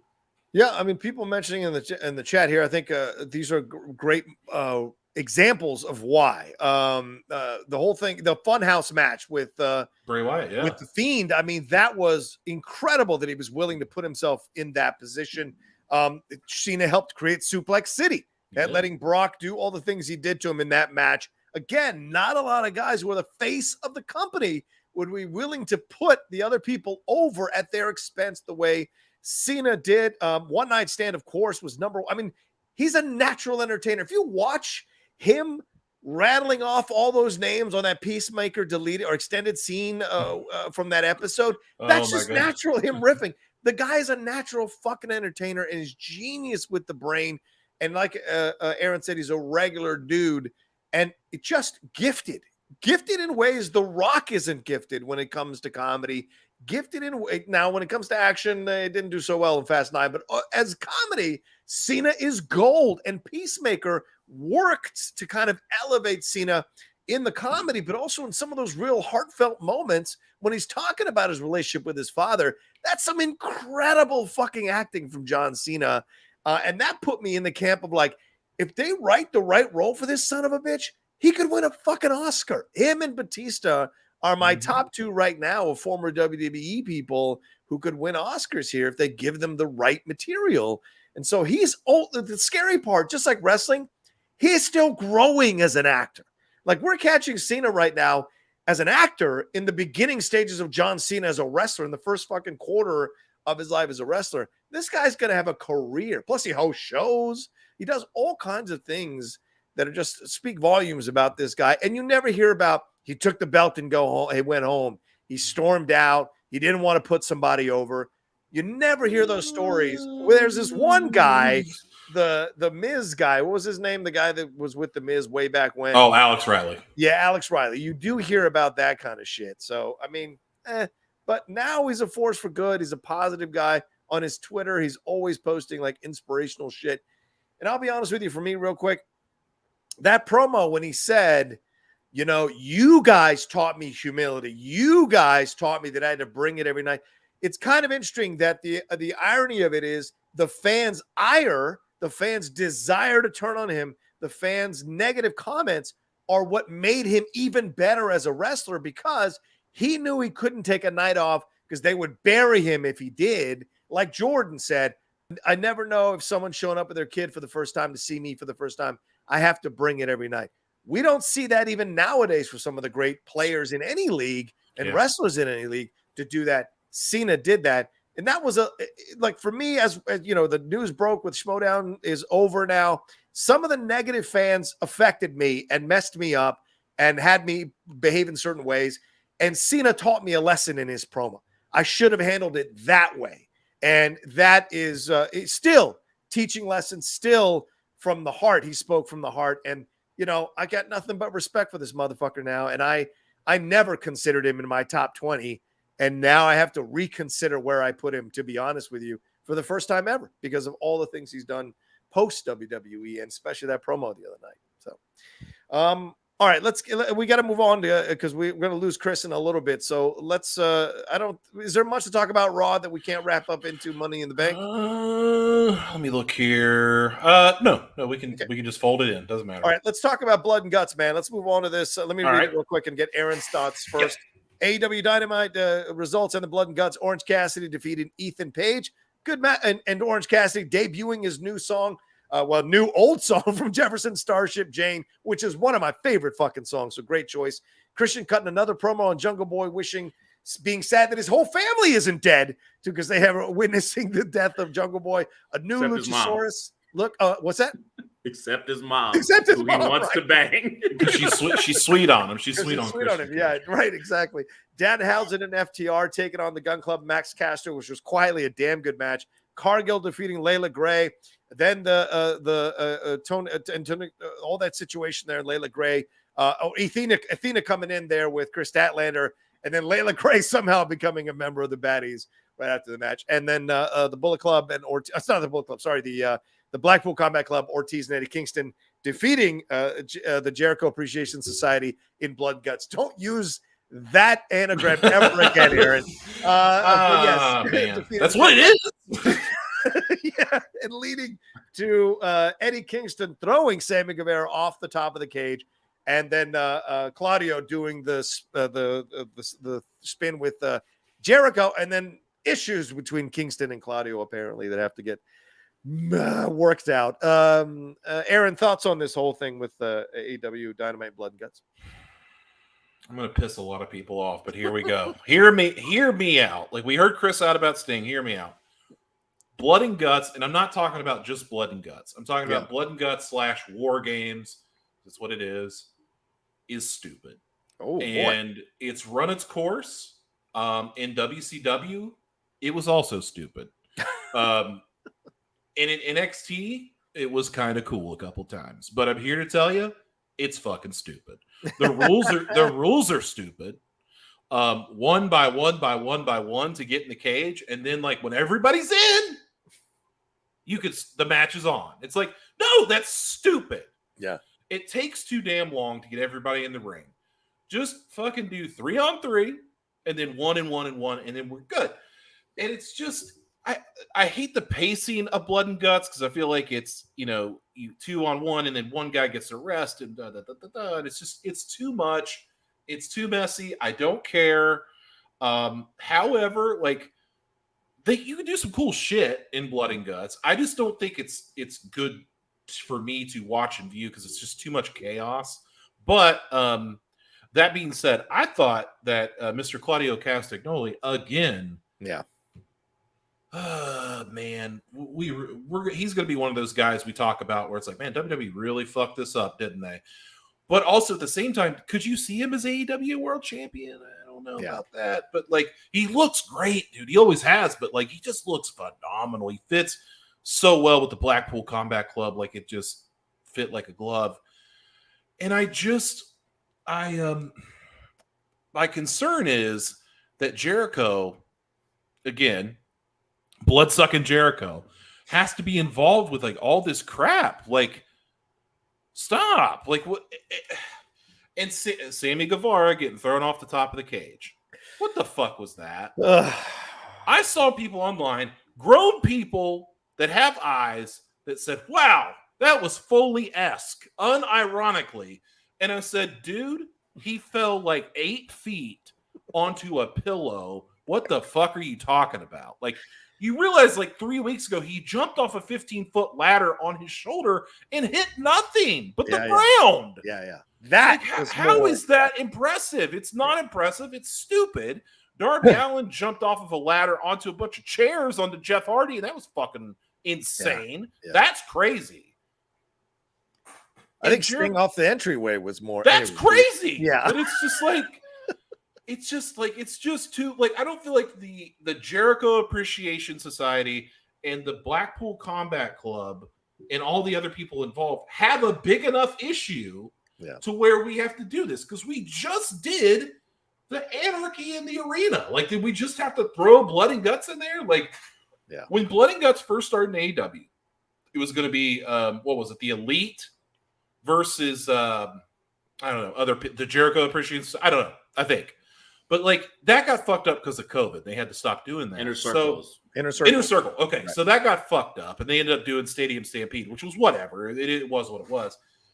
But it's just like it's something that loses its luster. Like, this is something for a big, big issue. And I just, whatever the fuck, like, it was okay. It's not for me. It's not for me anymore. Okay. Chris, thoughts on that? And all with that. Yeah. Tony, brother, you spent money on Jane by Jefferson Starship. You spent money on Ruby Soho. You spent money on Cult of Personality. You somehow worked it out with Vince to get Jericho, Bryan Danielson, Big Show, all them to give a shout out to John Cena on Monday Night Raw. That's incredible. Yeah, we forgot about that. That was so shocking. Yeah. Spend the money to buy fucking War Games. Just get the match. Just get the rights to the match. Blood and Guts. No. War Games, the match beyond. That's what we want. That's what you want. That's what you keep trying to do. And hey, it would be a nice little fuck you to Cody also. You know what I mean? If that's what you're going for. Spend the money, go get War Games. Good point. Enough of this, imitation brand War Games. We don't, I don't like it. I also agree with you, Aaron. The fact that they just did the Anarchy in the Arena, it took all of the wilt off of the rose of this being like a big problematic thing that these two have to work out. How do you follow Eddie Kingston getting ready to set even his partner on fire just because he wants to hurt Jericho so bad? Hard to follow that, situation. I will say this. I don't know where to begin. The origin of your feelings towards fucking... Why did I just said his name? Eddie Kingston. Eddie Kingston. What this happen from? Yeah, but come on, man. This story that they're telling with him and Claudio is great. It's great. All he wants to do is tap Jericho out. That's all he wants to do.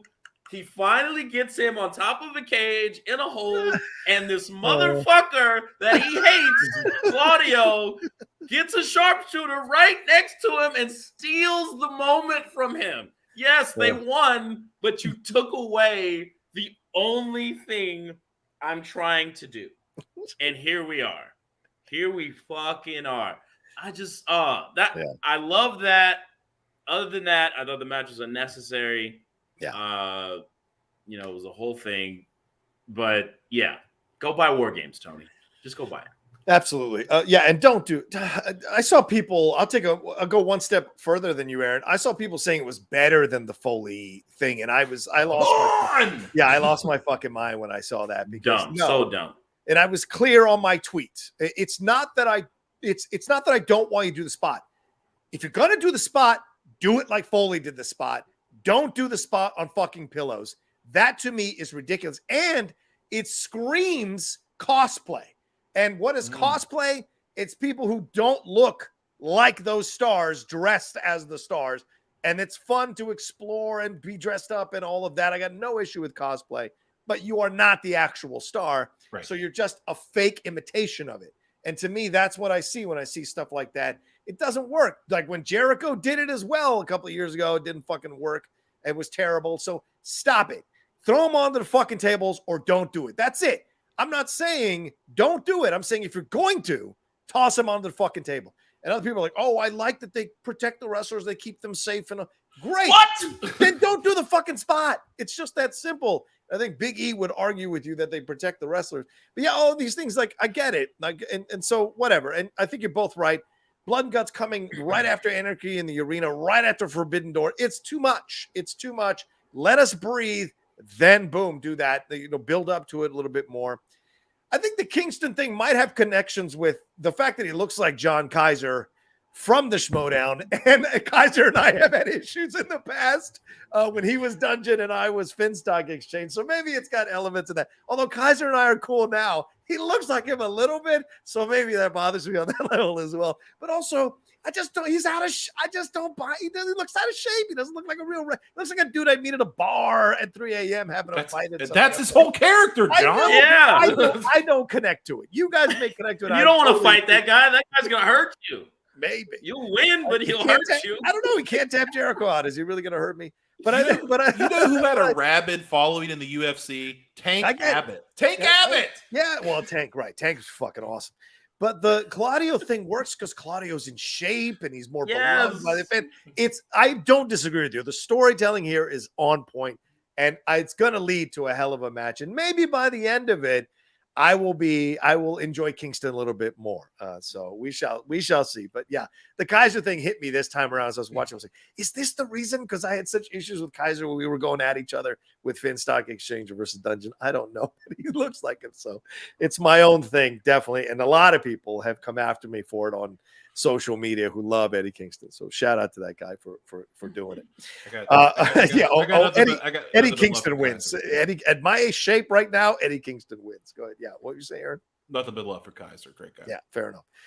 I just say that we're cool. I just fucking said that. So I'm just saying, great guy. Stop kissing that ass. Great guy. Dusty was fat. Harley Race was fat. I didn't say he was fat. I said he was out. He looks out of shape. There's a difference. I don't think Eddie's fat. I don't think that at all. All right. We're going to lose Chris in a little bit. So should we jump into Money in the Bank predictions? Sure. Before he takes off. Sure. And anything more to say on the Christian promo before we jump? Anything more to say? Stepdad Christian, boy. I'm loving it so much. I'm loving it so much. He's the he's the most villainous stepdad since Perry O'Quinn. Thank you. I love that someone mentioned it online. I was read they should start calling Luchasaurus Rex. I'm into that. I like Luchasaurus. He's black. He's got black stuff now, so now he's a villain, I guess. Like what the fuck? Yeah, fucking like Indominus Rex over here saying Eddie Kingston is body positivity for wrestling. Shut the fuck up. Absolutely. I love it, Black. Good stuff. All right, real quick. Hill Nellum sent in a Streamlab. He said, hey, Hello. guys, it took me the summer of Punk and the Money in the Bank match to fully appreciate Cena and what he means. I was one who used to trash Cena on the regular, but I finally came around. Much respect to him for actually evolving as a performer. Yeah, and it speaks volumes to us as well as fans for evolving to appreciate what Cena has done as well. And it's true. If you stick around long enough, yeah, you can become they're the hero who becomes the villain and then eventually the hero again because people appreciate the fact that you had longevity in this business. So shout out to that. Shout out to John Cena for sure. All right, let's move on to Money in the Bank. We're going to lose Chris soon. Let's do this thing. Go ahead, Aaron. Money. All right, so Money in the Bank is tonight. Don't forget it's tonight on the Peacock. Or you can actually order it on pay-per-view. I can't believe they still do that. But anyway, Money in the Bank comes to you from Las Vegas, Nevada. Let's get to it. I'll read the matches. We will predict them. The first match on the card is Theory, the United States champion, versus Bobby Lashley for that United States championship. Who you got? I got Lashley because I don't think the Theory thing is working. I think he's working as a character and he doesn't need that belt. And I just feel like Lashley's going to take this thing. Who you got, Chris? I'd like it to be Lashley. I think this is what you need to do with your mid-card titles. Put them on bigger names. Yeah. That's you talked about Adam Cole earlier. I wish Adam Cole would get a mid-card title. I'm not Adam Cole. Adam Page would get a mid-card title. I think that's what needs to happen in AEW, which is what should have happened before he was ever the world champion. Yeah. But I don't know. I think this theory thing continues. Is the Mr. McMahon of it all still being a thing some kind of way is insane, but it is a thing. So he'll win with some shenanigans theory. Do we think they're going to set? It feels like they're setting up Theory and Cena, Aaron. So do you think that could be the reason? What do you think?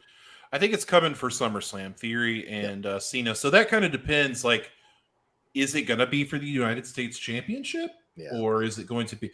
I don't know. I like Bobby here. I like Big Match Bob. Big fan of Lashley and what he's done and how he's revamped that character over the past couple of years from just like mid-card Bobby Lashley to the Almighty.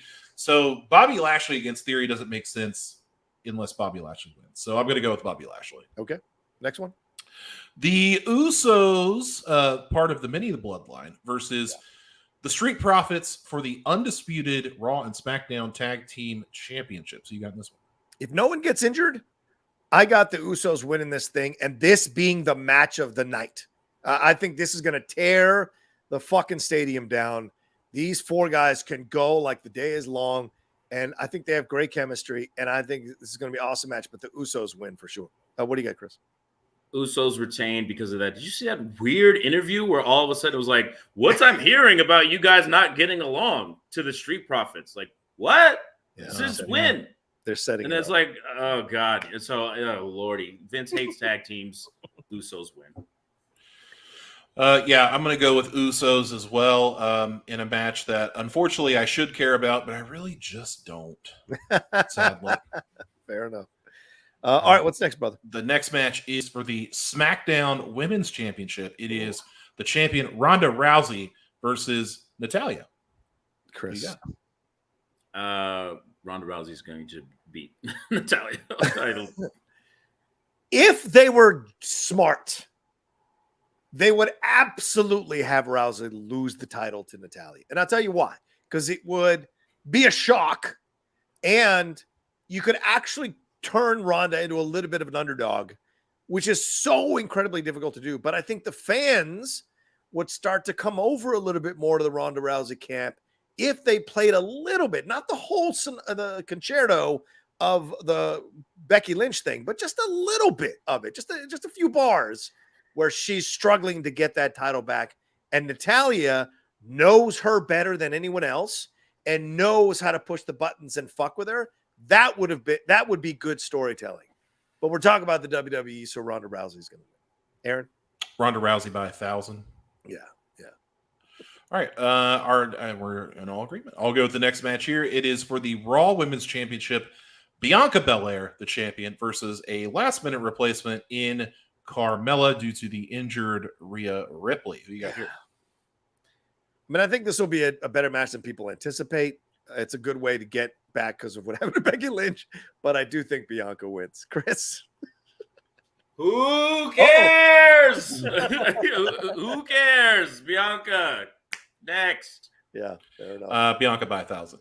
The next match is the Women's Money in the Bank ladder match. It is Asuka versus Alexa Bliss versus Liv Morgan versus Becky Lynch, who won that right on Monday Night Raw, versus Raquel Rodriguez versus Shotzi versus Lacey Evans. Who you got here? Go ahead, Chris. You take this one first. Weirdly, the correct answer to me is Liv Morgan. That's the correct answer. Right. So what's going to happen is Becky Lynch. Becky Lynch, they've been building up this story. I would have did it a step further and have her not even qualify for Money in the Bank. And I would have continued the whole down in the dumps. Becky can't get a win, can't catch a break. And then you do an injury angle. She's a surprise entrant, wins the Money in the Bank. Like a Royal Rumble. Like a Royal Rumble. Exactly. You call it right back to how she won the title in the first place. Yeah. But, because the whole thing about Liv is like, Liv has this weird fan support, and she kind of legitimately doesn't have things going right for her ever. It never falls into place because the company can't decide if they want to get behind her or not, and that's why I'd say just give her the Money in the Bank. But Becky, it continues this story arc. It's going to get us to Becky Ronda at either SummerSlam or WrestleMania, which clearly they know they messed up by not giving us that match, so they're going to give it to us. So that's the way to do it, Becky. Do you know what Money in the Bank is? Money in the Bank is what you give to your performer who you know is going to be very interesting and deliver phenomenal promos and shocking moments and maybe cash in, maybe not cash in. As over as Liv Morgan is, her character, her acting fucking isn't. And I in no way would give her the suitcase to try to play those little things like that with the fans, unless you're going to cash it in like a month or that night. I in no way would I do that. So, and I think Liv Morgan getting the pin on Alexa Bliss the other night lets me know that Liv Morgan's not going to win.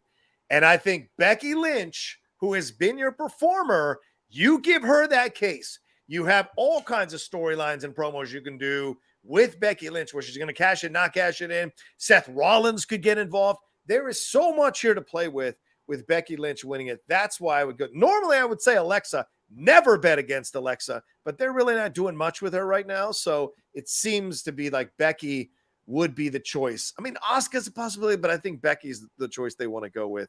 Aaron, what do you think? I think a lot of people cancel each other out in this scenario. And I think that Asuka and Becky Lynch cancel each other out. Alexa and Liv have a thing going on, and they cancel each other out. So that leaves you with Raquel, Shotzi, and Lacey Evans, which are three not good choices, by the way.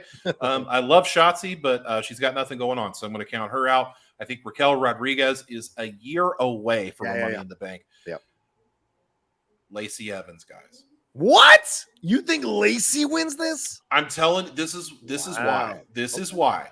Time is money. Yeah. And how much time have they put into Lacey Evans promos, Lacey Evans vignettes, Lacey Evans comeback stuff? Yeah, dude, it's happening. Lacey Evans wins Money in the Bank. All right.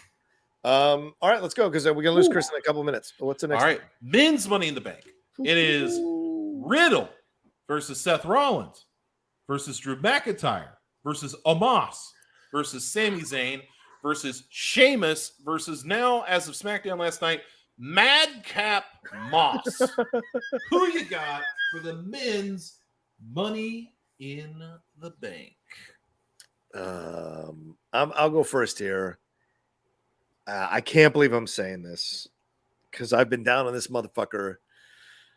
Matt Riddle. I think Matt Riddle's absolutely winning this thing. All the promos they've been doing, all the behind the scenes, him training, all that stuff they've been showing you, and that match he had for the title against Reigns, I think all of this leads to the fact that he could have the case. And again, as I said, him being the guy that might cash it at any moment on Reigns, I think could lead to some incredible moments and promos and situations fucking with Reigns the whole time. And so I think that's the way you go with him. And you're essentially anointing him as possibly the next one to carry that title and seeing how the fans react to it. So I think that's the way you go with Riddle. He's so over too. All right, what do you got, Chris? There's two correct answers in this match. There's two. Yeah. Riddle, absolutely. You've made the stipulation that because he lost to Roman, he can't challenge Roman anymore for the belt. Right. So now what? If he gets the Money in the Bank, now what? So that's an interesting story. Yes. Does he have to challenge a different champion? Does this supersede the earlier stipulation? A lot to do there, especially since Riddle, like you said, is so over. Yeah. The other correct answer, I think I gave you guys last week, Sami Zayn. That is the correct answer. He is a member of the bloodline. He could say he's holding on to it so that no one can go after Roman.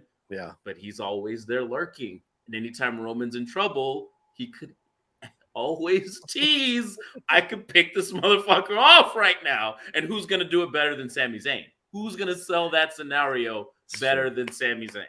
Nobody on the roster. However, here's the real answer. Seth Rollins is going to win the Money in the Bank. And even though somehow it has never seemed to work with Becky and Seth together on camera, them together being obnoxious with the Money in the Bank, would be phenomenal. It would be absolutely phenomenal. And then they could go from brand to brand because the title has no, freaking restraints or whatever. Yeah. I'm all for it. I'm all for it. They could be a weird tag team that's not a tag team, and they're always touting about what they could become. Yeah. Let's go. Let's go all day. Plus and the whole Rollins has Roman's number thing. Yeah. Let's go. And then maybe Tony Khan sits Tay Conte and Sammy Guevara down and says, watch this. This is how it's done. Possibly. Aaron, what do you think? I think you guys are right on the money. I think Riddle is like the choice of my heart. I think that Sami Zayn and cashing in on Roman and the Bloodline thing and getting beat in 2 seconds would be so fucking funny. So good. And just like the breath of fresh air that Money in the Bank needs, kind of like a little revamp. But smart money is Seth Rollins. And the reason is, could you imagine a scenario where a triumphant Cody Rhodes is the WWE champion? Yeah. And then that fucking weasel, Seth Rollins, cashes in Money in the Bank and beats Cody Rhodes again. Finally beats him, foils Cody Rhodes. Star moment. And then we do the classic wrestling scenario. It's all about the chase, as Cody now has to chase Seth Rollins for that title that was stolen from him. So there you go. Is there any chance all three of them take the case at the same time right off so it's all three of them have cases? I'm just throwing it out there. That would be incredible. All good choices. All right, well there you go, Chris. I know you got to go, brother man. So please let people know. Aaron, if you want to stick around for a little bit, there's a couple things we can talk about here as we wrap up. Chris, please let people know where they can find you, everything you got going on, man. Catch me at Chris_please. I got all sorts of things coming up in the very near future. A lot of wrestling related stuff too. I'll give you guys a hint. What about me? What about blank? Talk soon, guys. All right. Thanks, Chris. Much love, brother. Take care. All right. That was Chris Burns hanging out with us here for a little bit. We're going to stick around a little bit because, Aaron, 2 stories this week. Shirai, talk about this. What's the situation there? You tweeted about it. We talked about it on our thread. What's the deal? My heart is broken because, and this happens. I mean, obviously, Io Shirai, former NXT Women's Champion, arguably one of the greatest female wrestlers in the entire world, may not renew her WWE contract, and it's not for like a shit reason. It's for a good reason. Yeah. Her family is in Japan. Like, they're not here. Like, her husband Evil is in New Japan Pro Wrestling, and family's important. So I get it, but it hurts because it feels like Io was on the cusp there for a while of like, man, she could really explode in WWE and really take it to another level. And once again, they squandered it because either she's been injured, which has been the rumor, or they just put her in stuff that doesn't make fucking sense. And it's just, I feel bad for her because, her and Zoe Stark were the tag team champions and Zoe got injured, and that's tough. But it's like every time they tried to put Io into something good, it just didn't work out. So I'm going to be sad if it is the case because I feel like, there's a lot of potential there. But I get it. At the end of the day, family's important. You only got one. Yeah. So there you go. Yeah, I was just reading about Bielica, the player for the Warriors. He's heading back to Turkey. They just won a title, but he's like, I got to get closer. I got to be back with my family. Maybe there's stuff that's going on in the world. The madness is going on in the world. People want to be closer to their family. Yeah. People want to be there. It could be any number of reasons, right? But if that's what's drawing you, that's what's moving you there, then go do it. You got to follow your heart. And if that's what's happening for you, then more power to you. And maybe when she does come back, it'll be a hell of a comeback, man. And people are going to be even more appreciative because they're not seeing her every week or not seeing the possibility of her showing up every week. There's more there for people to be looking forward to seeing from Io Shirai. So, it's a shame to lose her, but you got to go where your heart tells you to go, man. So it's a shame for sure. Murderant is correct to me saying that they're not married, that they were engaged or no longer. Whoops, sorry. But yeah, I mean, Kairi Sane did the same thing. She left to go back home, and she hasn't. I think she's done some stardom, but she hasn't. Kairi Hojo. So it's like, I totally get it, man. Yeah, I get it. Yeah. K Dog says, I swear if Brock comes out and wins again, I'm throwing my TV. I don't think he'll win. But Boombox Brock Lesnar was pretty cool. Oh my God, Boombox Brock Lesnar. Brock Lesnar was the best.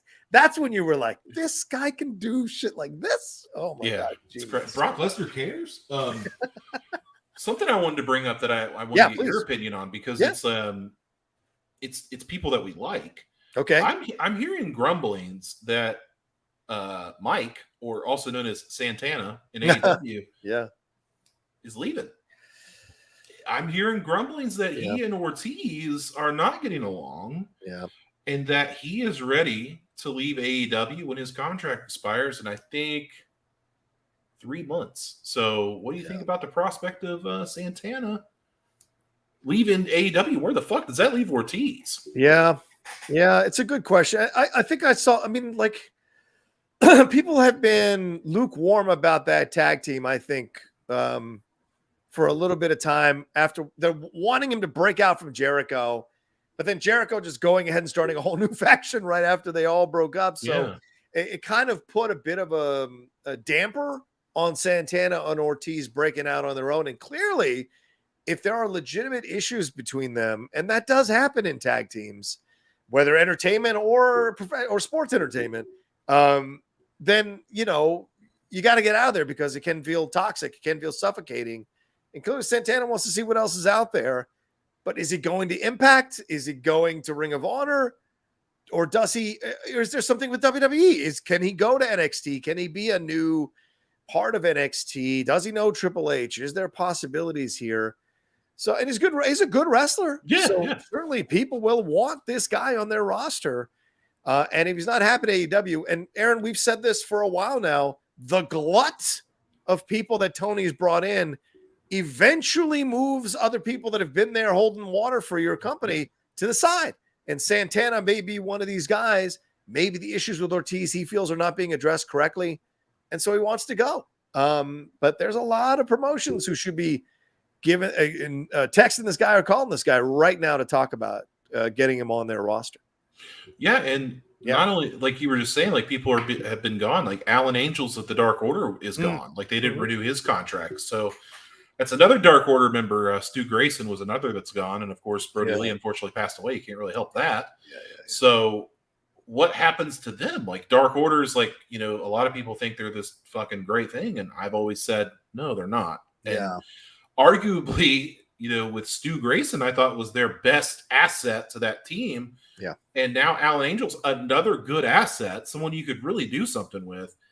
He's gone too. And now you have John Silver, who I guess is like their best asset now. And it's like, but John Silver's like 5'5". Like, no offense to him, but it's like, he's not going to be your world champion. You know what I'm saying? Like, he's not going to put asses in seats. And it's just, I don't know, man. It's like, for all the good that Tony does, and he does a lot of good with WWE, I think. Some stuff I'm just like, huh? This is the game, man. Running shit. Aaron, running shit is not easy. You got so many people and so many things to satisfy. And when you're trying to be the only booker, you know, criticism is going to fall on you as much as praise. And it's how you handle that in the end, I don't know, leads to you having a long-term program or not, having a long-term promotion or not. And that's what we're seeing here with Tony, how he grows and how he handles the growth. A lot of eyes are on him now to see how this is all going down. Chris Taylor says after that Best Friends and Pride and Powerful match, they both kind of lost steam. Yeah. I mean, right. I mean, we saw what Butcher was it Blade and the Butcher and the Blade. There's no reason Santana Ortiz couldn't have been doing those spots in some way to work it into Blood and Guts. And so that's the shame of it all. And maybe Santana will be having reconstructive surgery, as Zeno Hour is pointing out, that maybe that's happening at the right time for him. Get the surgery, pull away, whatever. Yeah.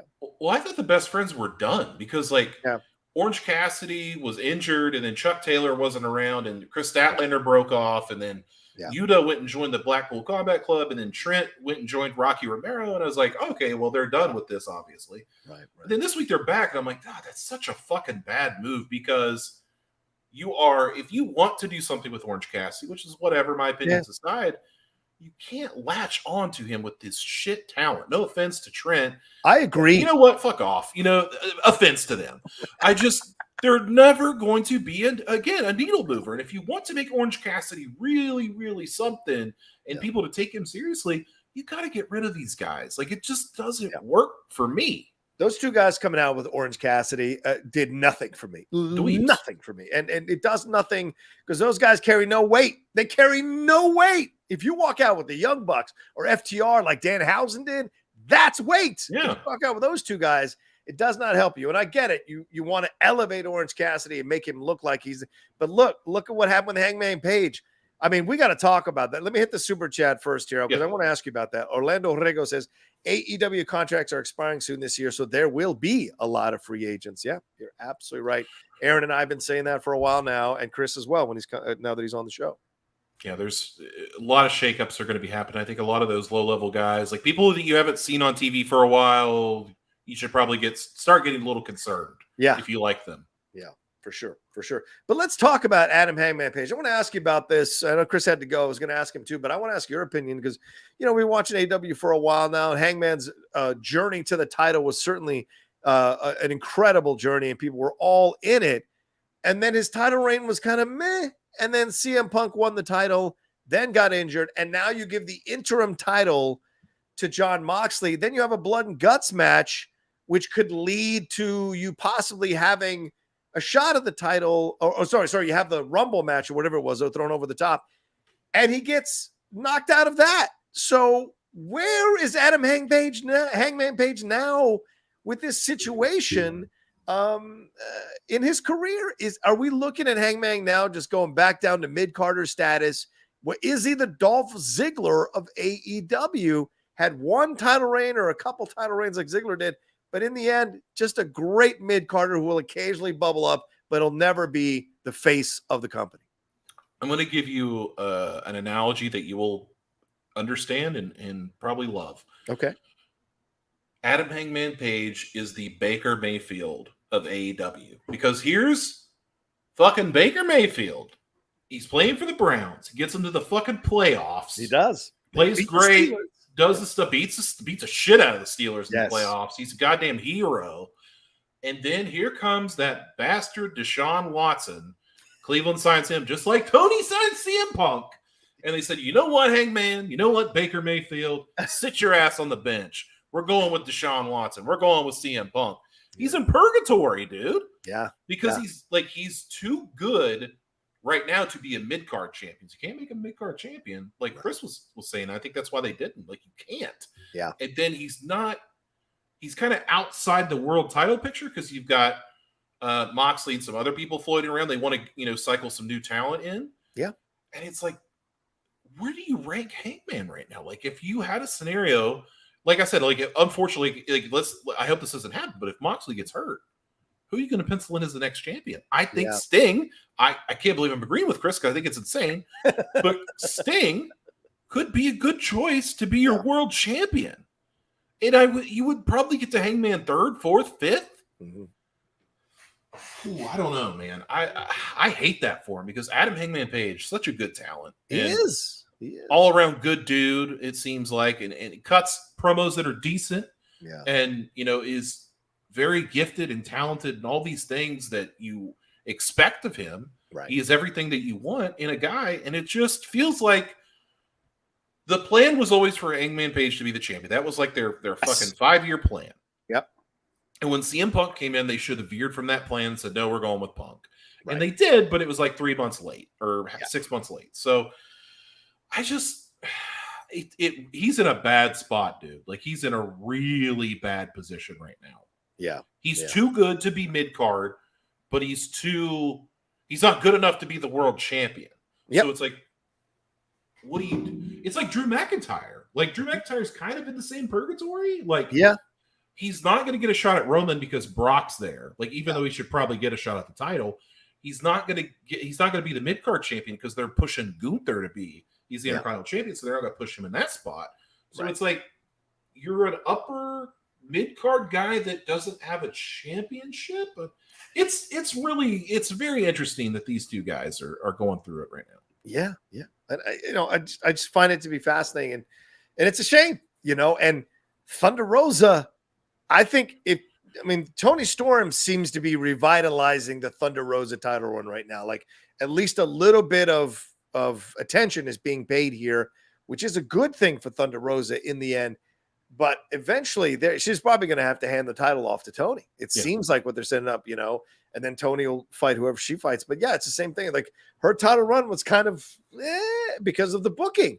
Just like Adam Hangman Page is, it wasn't like he wasn't delivering great matches. That match against Adam Cole, those two matches against Adam Cole, they're fantastic matches. The crowd just wasn't all that into it, man. So it's in the end, that's the sad truth of it. So, well, let's move on to something positive. Nikkita Lyons is back, man. Yeah, man. Talk about that. Glad to see her. I'm glad to see. You could name the analogies and the nicknames. I'm glad to see that she's returned because I think that the women's division in NXT, as deep as it is, it's very young. It's very green. And yes, you have Mandy Rose at the top, and I love Mandy Rose and all that kind of stuff. But eventually, and I think it's coming sooner rather than later, she's going to get bumped off, and we're going to see Nikkita or Roxanne Perez or somebody like that take that mantle for Mandy Rose. Yeah. And is Nikkita ready for that? I don't know. She looks the part. She's certainly got the move set, but would you, as like a scout, like as an athletic scout, a wrestling scout, Nikkita passes the eye test 100%. Sure. But in ring, Roxanne Perez, even at her young age, is better than Nikkita Lyons. So who do you go with? Like, who do you go with as your champion? Well, look, I know you're gonna get fucking mad, but they put the belt on Mandy Rose, and she's a limited wrestler. So sure, so it's. But they did it for a reason. Yeah, right. Exactly. They did for the attention, for the for all the thing, toxic attraction, the whole nine. Yeah, absolutely. I think it's still too early. You were saying that earlier.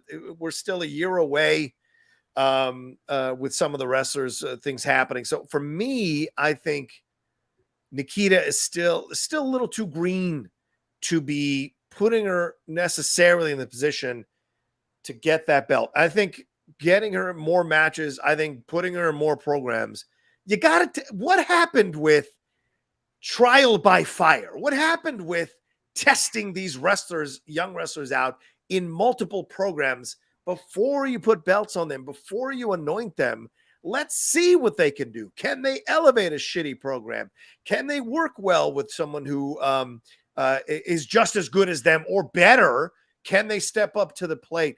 I want to see more of that for young wrestlers coming through, because I think that's where you start to separate the adults from the children, the ones who can do it from the ones who can't or think they can but can't. And I think that's what you've got to see here. So Nikkita needs more time. The social media stuff is great. And some of the political stuff, but the social media stuff is great. She's certainly working it. She's over because people have it's a predominantly male fan base. They have a attraction to her. Fine. But you've got to perform in the ring, and you don't want to start giving people who are a little greener than they need to be spotlights, because that's going to speak volumes about your ability as a talent booker and as a company to put people together that are correct and develop the talent the way they need to be developed. Because we've seen this in every sports league, Aaron. If you get handed the ball too early, you can crash out. And if you don't have the right coach, you don't have the right system set up, you can crash out of the league. And you bring up Baker Mayfield with Hangman Page. I don't know where Baker's going to end up. And exactly. This could be the zenith of Baker, is that one playoff win against the Steelers. And that's pretty much it. So I don't know. And so rushing someone into the position earlier than they need to be could be more detrimental than helpful. I want to ask you something, and this is going to be a discussion. I saw it for the second time last night before the Elvis movie. Black Adam's going to suck, isn't it? It looks terrible. I was like, oh no, this movie has been in developmental hell for what, like 10 years, like a long time. The Rock's been on it. My! This is the best we got. I don't know. Pierce Brosnan is Dr. Fate. Well, here's the deal. They surrounded him with some good actors, and I think there's a reason why. And look, I love The Rock. I think The Rock is obviously Dwayne Johnson, hero of mine. I am at The Rocha Says for a reason. Right. But I'm also real. And you guys know I'm real. I'll give you my honest opinion, no matter who it might hurt or what possible future connection it might injure in the process. I don't know what we're going to get from Black Adam. And I'm hoping that it's good, but I also see certain things in the movie that don't 100% make me feel like we're going to get a good movie. And look, I'm not one of those people that like Shazam that much. I thought it was good. I thought there was way more potential if you had cast a different person as Shazam. No offense to Zachary Levi. Wow. But they're playing because I don't see Shazam as the big ball of cheese that other people do. And maybe it's because of having read Kingdom Come from Alex Ross. That Kingdom Come changed me completely on Shazam. And I was like, I want that Captain Marvel. Give me that Captain Marvel who can go toe-to-toe with Superman. And so I find that to be fascinating. Another part of this that I think is an interesting point, Aaron, to maybe bolster your argument. Yesterday, The Rock, Dwayne Johnson, on Twitter, responded to a fan by saying, for years, I know to listen to the fans. I know what people want and what they want to see. And the fan had posted a picture of Superman's crest in half with Black Adam's crest on the other half. And essentially, The Rock was implying that Superman, aka Henry Cavill, is going to show up in Black Adam. So if you're throwing Dr. Fate with Pierce Brosnan, Aldous Hodges, Hawkman, was a Cyclone, and all those other Adam people, Smasher, right? The Justice Society of America into Black Adam, and you're adding Superman as a cameo or as a scene. That means you've got you feel like you need to do all this stuff to get people to like the movie. So I hope it's good. I like Jean Colette Serra as a director. I thought he did a great job with Jungle Cruise and great chemistry with him and Emily Blunt. But I don't know, to be honest with you, if it's going to be a good movie. I don't know. I don't think it looks good, man. But, again, I reserve judgment. But, like, the second time I saw the trailer in a theater, and I was like, I don't like something here. And I read, I don't know who posted it, but someone said that WB, like, scrapped all their other Superman stuff, and they said Henry Cavill Superman, fucking write it.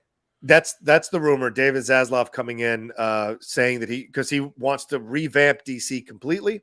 He wants to essentially turn it into the MCU. And so unfortunately he's got that massive Ezra Miller situation to deal with as kind of a launching pad. Yeah. But I think the Superman thing is absolutely something he wants to do because he knows that people are clamoring for it and people want to see it. And if he gets the right director, the right writers, and they get in the room and get a good movie out of this whole thing, I think it'll be a great thing for Henry Cavill. And look, it's been what's it been, 9 years, 9 years? It's been a long time, dude. Yeah, since Man of Steel. So we've had some time. Yeah. And don't give me Superman v. Batman. That was not his movie. That was Batman's movie. Totally. We've had some time. So maybe, and him being The Witcher, being successful in The Witcher, all of that, he's kind of establishing himself as Henry Cavill, being in the Mission Impossible film. I think this is going to be a good thing if they get it done and bring him back. And maybe him showing up in Black Adam, which I believe that the only reason Rock tweets that is because maybe Zaslav was like, we're shooting a scene with Henry Cavill in this, get The Rock in the fucking outfit, and we're going to add it to the movie because we're still a little ways from the movie coming out. Mm-hmm. That to me says that they are opening the door to Cavill coming back, and maybe him showing up in Black Adam is the soft launch of Henry Cavill back as Superman, which would be awesome. To be honest. No CG mustache. Yeah, removal. Stop that.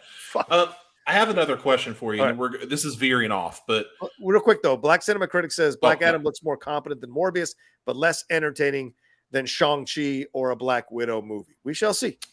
Shang-Chi better than all of those, yes, except for Black Adam because it's come out yet. But another trailer that I saw, was this fucking George Miller Genie movie. Have you seen the preview for this shit show? Listen, man, I love Idris Elba. Yes. Fucking Stringer Bell, son. Sure, I love Idris Elba. What the fuck is this movie? He's a fucking genie. He's essentially, this is like Aladdin, but it's instead of Aladdin, it's Tilda Swinton. And it's George, when it said from the visionary mind of George Miller, I was like, no. So we're not going to do the Furiosa movie. We're not going to do that. We're going to do this fucking genie movie. Well, he's doing the Furiosa movie, but sure. No, they're shooting. They're shooting it. They are. You know what George Miller always wanted to make? A Superman movie. Give it to George Miller.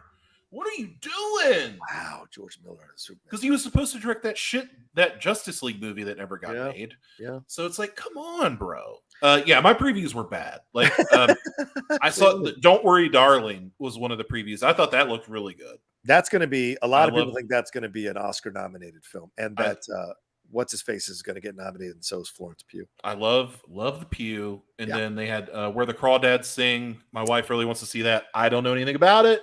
Yeah, I saw it. Is it good? Yeah, here's what I say. I think your wife's going to enjoy it. It's not as deep as I was hoping it was going to go, but Daisy Edgar Jones she's blowing up, man. She's blowing up. Great in the film. Yeah, she's good Under the Banner of Heaven as well. Yes, and that concludes Strong Style Movie and TV Talk. Real quick though, with George Miller, he's an unusual director. Remember he was going to do that Justice League, and a lot of people got a hold of that script and tore it to fucking pieces.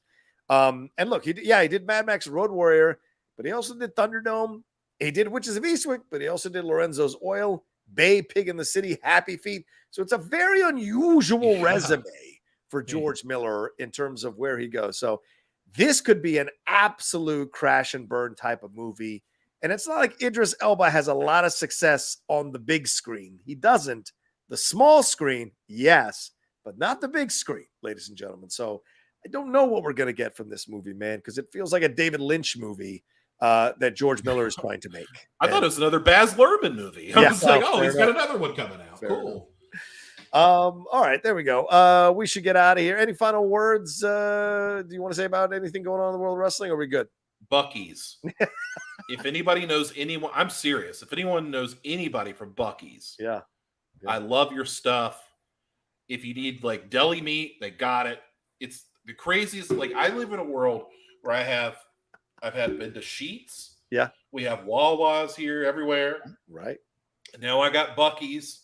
So whenever I go for gas, you got me. I'm suckered. Like, I'm going in. They got deli meat, beer, wine, merchandise everywhere with this beaver on it. I got a shirt. I got a mug.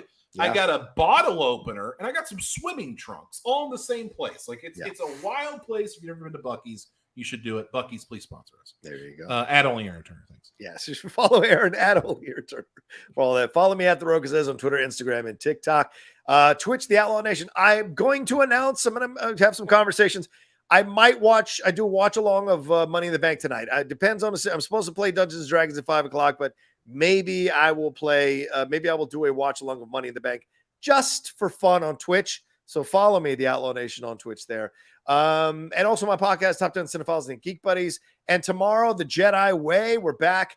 Laura Kelly had gum surgery, so she couldn't be on the show. But I got Johnny Huey from the Resistance broadcast people. He is going to be my guest. So we're going to have a lot of, or Johnny Hoey, rather. We're going to have a lot of fun talking about Star Wars post-Kenobi. So look for that dropping tomorrow. And on Monday, my top 10 July 4th Independence Day movies. I'm going to drop them on there. American movies. Jaws. So, it isn't just going to be Independence Day. So Jaws. Jaws, yes. Maybe Armageddon. We shall see. But yeah, all of that happening. And thanks, guys, for those Streamlabs Super Chats. Lively chat yet again this morning. Enjoy Money in the Bank if you're going to watch it, or enjoy the fourth most of all. And I know shit's going crazy in the world, but hug your family members close. The ones that are, the ones that do talk to you, hug them close, appreciate them. Because I got a feeling we're headed to some crazy times. So let's appreciate each other a little bit more during this time. All right. Thank you all so much. And thanks to Chris Burns as well. You can always follow him at Chris_please. And we'll talk to you next time with another brand new live episode of Strong Style.